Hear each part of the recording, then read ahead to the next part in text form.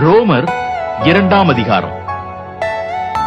ஆகையால் மற்றவர்களை குற்றவாளியாக தீர்க்கிறவனே, நீ யாரானாலும் சரி, போக்கு சொல்ல உனக்கு இடமில்லை.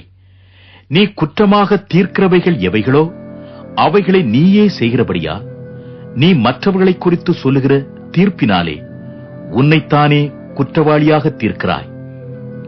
இப்படிப்பட்டவர்களை செய்கிறவர்களுக்கு தேவனுடைய நியாய தீர்ப்பு சத்தியத்தின்படியே இருக்கிறது என்று அறிந்திருக்கிறோம். இப்படிப்பட்டவர்களை செய்கிறவர்களை குற்றவாளிகள் என்று தீர்த்தும் அவைகளையே செய்கிறவனே, நீ தேவனுடைய நியாய தீர்ப்புக்கு தப்பிக்கொள்ளலாம் என்று நினைக்கிறாயோ? அல்லது தேவ தயவு நீ குணப்படும்படி உன்னை ஏவுகிறது என்று அறியாமல் அவருடைய தயவு, பொறுமை, நீடிய சாந்தம் இவைகளின் ஐசுவரியத்தை அசட்டை பண்ணுகிறாயோ?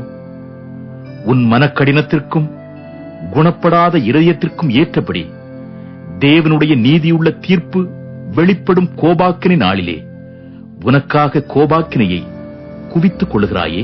தேவன் அவனவனுடைய கிரியைகளுக்கு தக்கதாய் அவனவனுக்கு பலனளிப்பார்.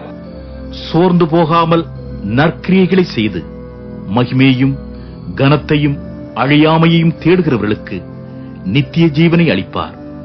சண்டக்காரராயிருந்து சத்தியத்திற்கு கீழ்ப்படியாமல் அநியாயத்திற்கு கீழ்ப்படிந்திருக்கிறவர்களுக்கோ உக்கிர கோபாக்கினை வரும். முன்பு யூதரிலும் பின்பு கிரேக்கரிலும் பொல்லாங்கு செய்கிற எந்த மனுஷ ஆத்துமாவுக்கும் உபத்திரவமும் வியாகுலமும் உண்டாகும். முன்பு யூதரிலும் பின்பு கிரேக்கரிலும் எவன் நன்மை செய்கிறானோ அவனுக்கு மகிமையும் கனமும் சமாதானமும் உண்டாகும். தேவனிடத்தில் பட்சபாதம் இல்லை. எவர்கள் நியாயப்பிரமாணம் இல்லாமல் பாவம் செய்கிறார்களோ அவர்கள் நியாயப்பிரமாணம் இல்லாமல் கெட்டுப் போவார்கள். எவர்கள் நியாயப்பிரமாணத்திற்கு உட்பட்டவர்களாய் பாவம் செய்கிறார்களோ அவர்கள் நியாயப்பிரமாணத்தினாலே ஆக்கினை தீர்ப்படைவார்கள். நியாயப்பிரமாணத்தை கேட்கிறவர்கள் தேவனுக்கு முன்பாக நீதிமான்கள் அல்ல, நியாயப்பிரமாணத்தின்படி செய்கிறவர்களே நீதிமான்களாக்கப்படுவார்கள். அன்றியும் நியாயப்பிரமாணம் இல்லாத புறஜாதிகள் சுபாவமாய் நியாயப்பிரமாணத்தின்படி செய்கிற போது நியாயப்பிரமாணம் இல்லாத அவர்கள் தங்களுக்கு தாங்களே நியாயப்பிரமாணமாயிருக்கிறார்கள். அவர்களுடைய மனசாட்சியும் கூட சாட்சியிடுகிறதினாலும் குற்றமுண்டு குற்றமில்லை என்று அவர்களுடைய சிந்தனைகள் ஒன்றையொன்று தீர்க்கிறதினாலும் நியாயப்பிரமாணத்திற்கேற்ற கிரியை தங்கள் இருதயங்களில் எழுதியிருக்கிறது என்று காண்பிக்கிறார்கள். என் சுவிசேஷத்தின்படியே தேவன் இயேசு கிறிஸ்துவை கொண்டு மனுஷருடைய அந்தரங்கங்களை குறித்து நியாய தீர்ப்பு கொடுக்கும் நாளிலே இது விளங்கும்.